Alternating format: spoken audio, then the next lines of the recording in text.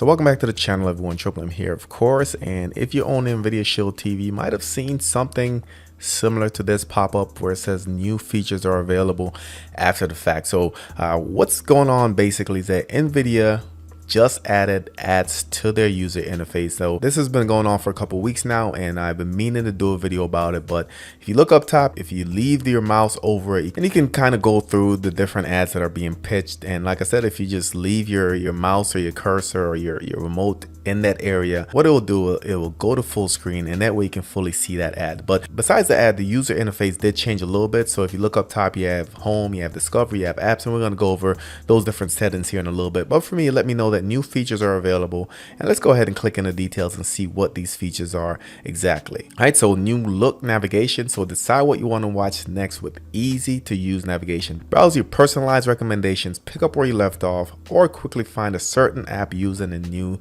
tab system. Discover personalized recommendations. So browse TV shows and movies we think you'll love and favorite media sources, sign into your Google account and get started. So what I'm going to do in this video is go over the user interface, let you know my feelings as far as how it's laid out, the good, the bad, the ugly. And of course, maybe in a future video I'll show you guys how to remove the ads, but for now let's just go over what's new, how to use it, and how it works exactly.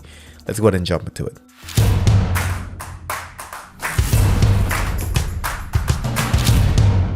So of course the biggest thing is that the ads are now up top. So if you guys own a Fire Stick, you're used to this for years. First big change is that the ads are now present and you can see it pop up right in your face. So one thing I would recommend, guys, is to just go to the row below the apps. That way it's not always popping up in your face.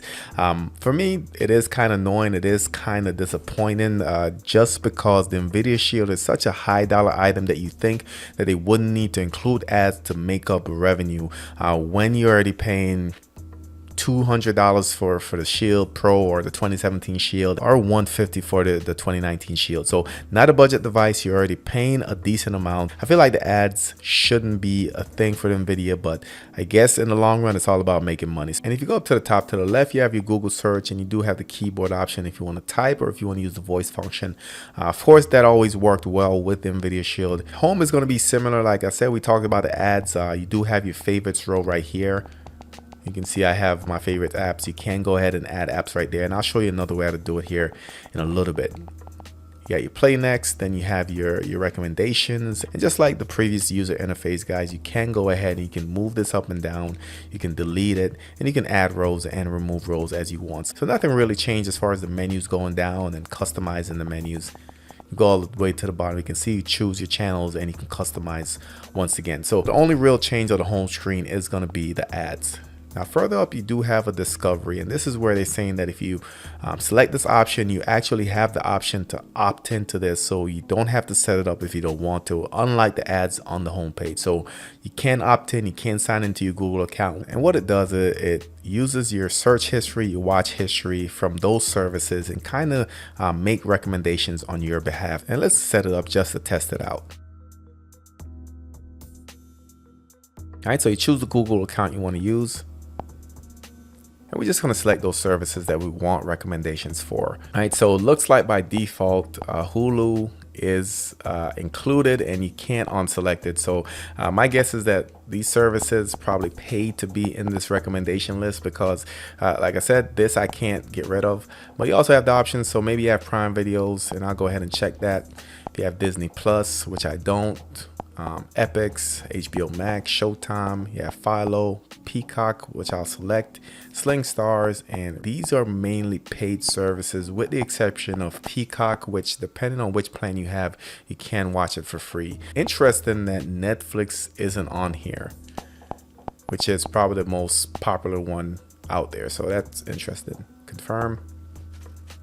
So from the list you can see what's on. It's funny that it included my live TV section, which is on YouTube TV, so that's included as well, even though that wasn't an option, but I guess it just kind of made that in. So Hulu I don't have a subscription for, but if I click on it, let's see what happens.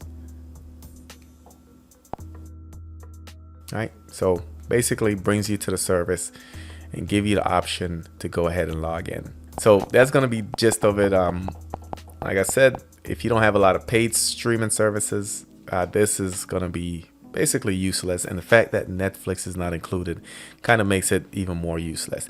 Last upgrade or addition is going to be your application. Now this part I actually do like, guys. I do like that all the apps are in one place. If you wanted to add something to your home screen, like Tubi for instance, you do a long press, you do have the option to add to your favorites. You can uninstall, you can view the information, and once you get into the info, if you wanted to force stop it or clear cache or clear data, you do have that option there. But this is one area that I do feel like I do like the layout a little bit better. And up top during that menu, you do have the option to open your Google Play Store in case you want to download more applications. My final thought on this is that when Nvidia Shield costs them almost $200, they shouldn't have to include ads just to keep the lights on.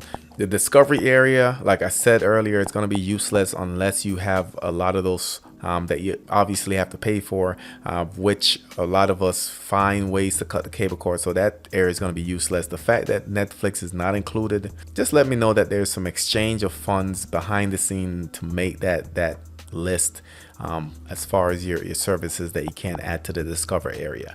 As far as your applications, this area, I feel like it's fine. It's a nice screen just showing you everything that you have. You have the option to move stuff around, to add stuff to your favorites, and I think this area was well done. So drop your thoughts in the comments. Let me know what you guys think of the new upgrade. I am gonna do a follow-up showing you guys how to possibly remove those ads, so stay tuned for that. That's it for this video. Thank you for watching, and I'll catch you on the next one.